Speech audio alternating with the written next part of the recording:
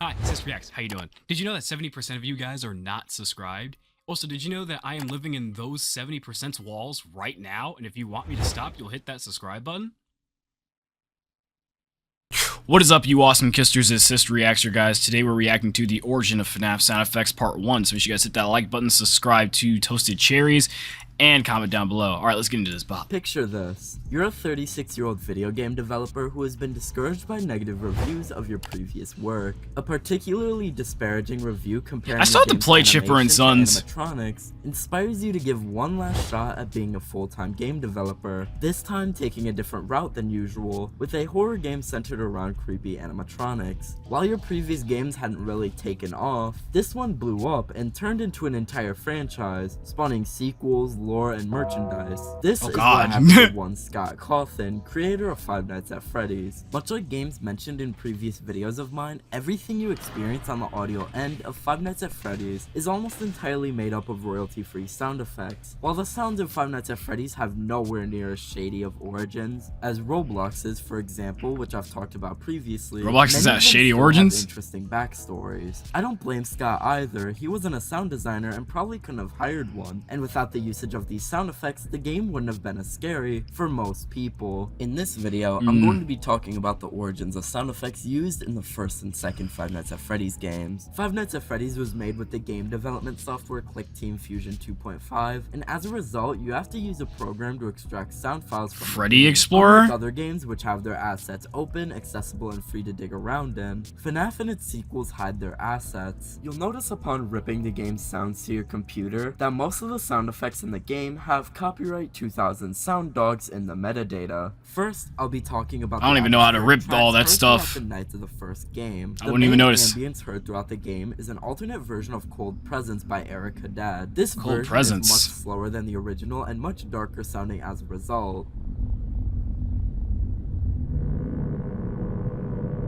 The eerie ambience that the player hears when one of the animatronics has moved comes from Sound Idea's Series 6000 sound library, listed under the name Sci-Fi Ambience Giant Hollow Tube Sector. This audio could be purchased Giant Hollow Tube $8 Sector and is much crazy. higher quality than the version used in game. Most of the audio files heard in the first Five Nights at Freddy's game are not only low quality, but 49 out of the 52 audio files See you guys laugh. are in mono instead of stereo. Stereo audio means you can hear different signals in different ears, like if I were to play a sound only in the right channel, but mono audio means that only one channel's worth of audio is being used. The Windows Scare audio clip is a good example of this, with it being slightly louder in the right ear than the left. On top of that, half of the sounds heard in the game have a sample rate of 22,050 Hz, where audio quality is clearly affected, especially with higher end frequencies. So when you hear the original I like this editing, it's like showing us, giving us the audible examples. Double the sample rate and double the channels, there's a very clear and audible quality difference.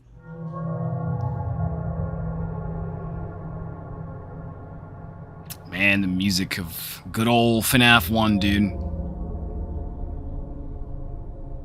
Oh, playing these sounds doesn't get this person strike though. Was a result of said there was copyright with some of them. Audio, or Scott buying lower quality alternatives to these audio clips for a lower price. Audio. Let me stop humming this song before I do it all video unconsciously. Anyway, because they end up getting panned in the game, but the low quality audio is very noticeable. It's fascinating how well executed the sound design in the game is, considering it was done with so little. Quickly breezing through the sound effects from both Sound Ideas and SoundDogs.com, the fan and buzzing fluorescent light sound ambience, camera sound effects, crowd of children cheering sound effects. That buzzing sound was always from the fan? 6 a.m. That was from like the generator or something. The occasional circus music, sounds that play when the animatronics. The animatronics have breached YouTube. While the camera is up, and the music box that plays. Whoa, what was going on? What was that? Alright, should be better now. Whenever the video wants to stop shitting the bed, and now. When the power runs out, all come from Sound Ideas or Sound Dog's royalty-free libraries. While many of the sound effects that was a good prediction. Alright, anyway. From Sound Ideas libraries of royalty-free sound effects, they still have Sound Dog's copyright in the metadata, as Sound Dogs partnered with Sound Ideas in the past and redistributed some of the Sound Ideas libraries. When you remove the audio with Sound Dogs or Sound Ideas copyright attribution, you're left with 12 sounds, most of which we've already talked about. Most of these sounds sounds are slightly modified versions of Sound Dog sounds, such as the sound effect for Foxy singing, which is a Sound Dog sound effect with an added delay effect. Windows Scare's origin what the heck? isn't fully known, but it's most likely this is another modified audio from the Sound Ideas libraries or Sound Dog's website. As a higher pitched version can be heard in the trailer, it's likely this version heard in the trailer is the original sound. The powering down sound effect's origin isn't totally clear either. Considering its low pitch, it's likely that this is another sound effect that was taken from a sound library before being pitched down or modified in some way for its inclusion in the game. This is also the lowest quality sound effect in the game, having a sample rate of 11,025 Hz. Here's what it sounds like when my voice is the same quality as the powered down sound effect. The phone calls at the start of each night, labeled voiceover 1 through 5 in the game, were made by Scott Cawthon. These voiceovers, however, include sound effects from various libraries, such as the phone ringing at the start of each from Sound Dogs, and Alien Language 06 from the Sound Ideas Jurassic Dinosaurs sound effects library. And to end my That's where that came from? What the heck? Five Nights at Freddy's 1, the screaming jump scare sound effect comes from a 1981 horror movie named Horror Planet or Inseminoid. Due to both copyright and the movie's dark subject matter. Go to a distant planet, and one of them gets impregnated by an alien. The scream sound effect is simply a distorted version of the audio from a scene where the lady gives birth to an alien baby. No, I am not joking. X Scream 2, the Golden Freddy jump scare sound effect, is a much lower pitched version of the same scream. Oh, I was supposed to say, what the heck?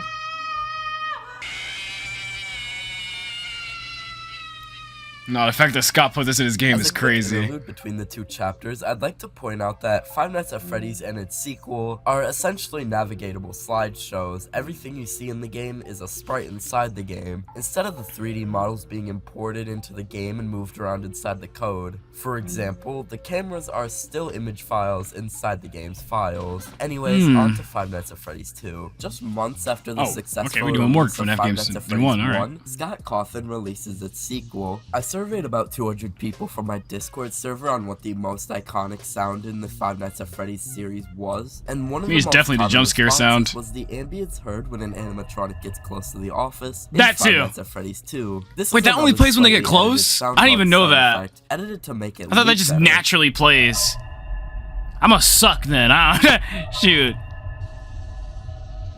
But next time I play FNAF 2, now I'll know like one of them is near the office with that sound or with that sound. Dog's website, but it could still I said song at first. Like Pond 5, which is another popular free sound effects website. Five Nights at Freddy's 2 sounds are a lot less interesting than the sounds of its prequel, as almost every sound in the game is a Sound Dog sound effect with no interesting backstory. However, there are still a few audio files used that have interesting details to note about them, but this section will be way quicker. After the introduction cutscene upon opening Five Nights at Freddy's 2, the first thing you hear is the Sand Temple by Bjorn Lin, but not the whole song, instead one of its many variations. The Sand Temple by Bjorn Lin is a cinematic royalty-free track composed in 2002. On sites where licenses to the song can be bought, 12 variations of the song can be found and bought for lower prices than the whole track, which is sold for $34.95. 10 of these variations are loops, with the iconic Five Nights at Freddy's 2 title screen music being the 7th loop, titled Loop G. Scott bought this music during the game's creation for $10. This same composer also created Urban Darkness, the title screen music for Five Nights at Freddy's 1. Five Nights at Freddy's 2 is the first time we see sound effects likely created entirely by Scott himself. These sounds are Cake 2, Coin, Effect 3, and Pop,